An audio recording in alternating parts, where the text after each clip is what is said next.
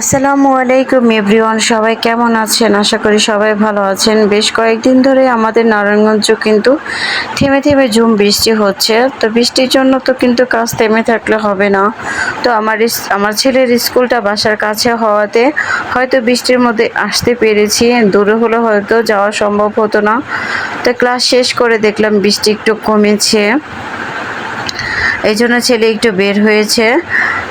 তো বৃষ্টির মধ্যে কিন্তু অনেকটা সমস্যা হয়ে যায় রাস্তাঘাটে চলাফেরা করার জন্য। চারিদিকে বৃষ্টির পানি থাকে আর কাদা থাকে, এই জন্য চলাফেরা করতে খুব একটা সমস্যা হয়। এর মধ্যে এসে পড়েছে আমাদের জন্য খাবার। এখানে ছিল ফ্রাইড রাইস আর হচ্ছে চিকেন ফ্রাই।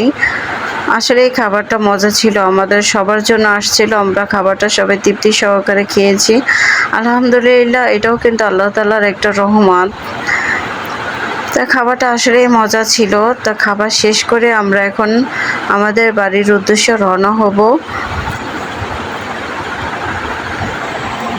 আমি আমার মেয়ের জন্য নিয়ে নিয়েছিলাম। তো বৃষ্টি শেষে আমি আর জাবের রিক্সার জন্য অনেকক্ষণ অপেক্ষা করছি, কোনো রিক্সা পাইনি, এই জন্য হেঁটেই দুইজনে বাড়ির উদ্দেশ্যে রওনা হলাম।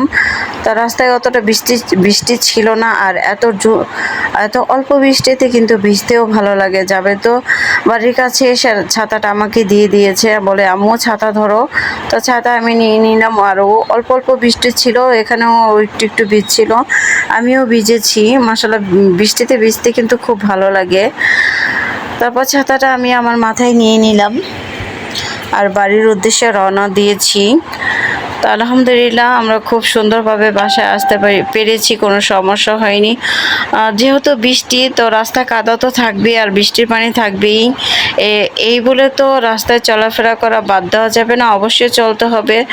আর আমার ভিডিওটা যদি আপনাদের ভালো লাগবে, অবশ্যই সবাই সবার পাশে থাকবে।